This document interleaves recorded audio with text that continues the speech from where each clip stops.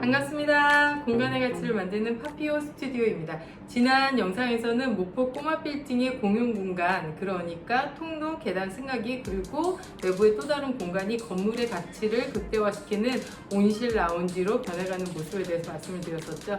오늘은 건물의 내부 공간이 공실 걱정이 없는 감성 공유 오피스로 변해가는 인테리어 스타일링에 대해서 말씀드리도록 하겠습니다.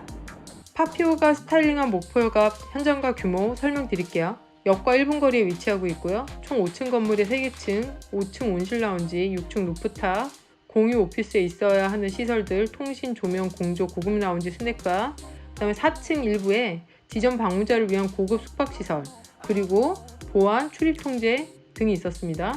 인테리어 스타일링의 목적은 지방인 목포의 최대 프리미엄 시설의 트렌디한 감성과 스타일링으로 마무리하는 것이었어요. 인테리어의 중요 부분 중에 하나가 자재 선정입니다. 자재에 따라서 높은 공사 비용을 지불할 수도 있고 저렴한 가격 대비 트렌디하고 효율적인 공간을 만들 수도 있어요. 이번 현장은 공유 오피스였기 때문에 소음을 방지할 수 있는 자재를 선택을 했고요. 다중이 이용하는 공간이기 때문에 공조도 빠질 수는 없었습니다. 감성 개인 사무실을 위한 자재로는 액자형 화이트보드, 간접 조명, 통원목 데스크 등이 있었고요. 공용 고급 라운지를 위해서 통원목 바닥 마감재까지, 스타일링 위한 포인트 타일, 포인트 조명, 트렌디하고 힙한 감성을 표현해야 됐기 때문에 자재 선정에 고민을 많이 했습니다. 이제 1층부터 어떻게 스타일링 되어 있는지 보여드리도록 할게요. 자, 1층 메인 출입문을 지나서 또 하나의 자동문이 있는데요. 입주사라면 지문인식을 통해서 자유롭게 공간을 사용할 수 있지만 외부인이라면 사전 방문 예약을 해야 출입이 가능한 2중 출입 시스템을 설치했습니다. 공용 라운지는 각 층에 다 있고요. 모든 공간의 노출 천장으로 높은 공간감을 표현했습니다. 특히 3층의 벽면은 인더스트리얼 스타일로 구로 철판을 사용하면서 차분하고 모던한 느낌을 강조했고요. 간접등 라인도 철판으로 제작했습니다. 그리고 바닥재는 벽과 대비되는 색감, 고무나무 통 원목으로 개인 공간을 포함한 모든 바닥이 시공함으로써 고급 자재가 주는 느낌 그대로 표현했습니다.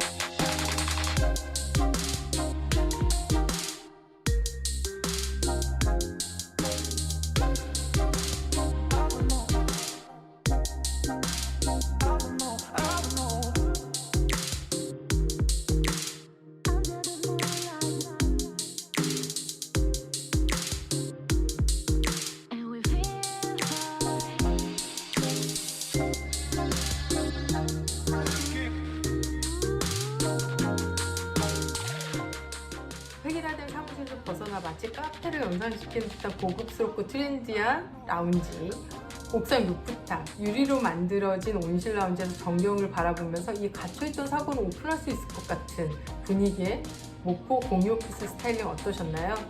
인테리어는 목적에 맞게 공간을 분리하고 시설해주는 게 맞습니다. 하지만 요즘은 감성적인 사고, 힐링할 수 있는 공간 조성해주는 것도 매우 중요해요.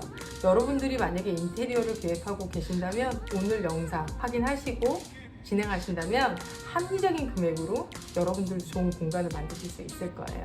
업체를 선정하고 계약하기 전에 꼭 체크해야 하는 것들이 있습니다. 첫 번째, 공간의 위치. 위치에 따라서 자재 수급, 장비 투입 등이 전체 공사 비용에 영향 있어요. 두 번째, 사용 목적과 사용 인원.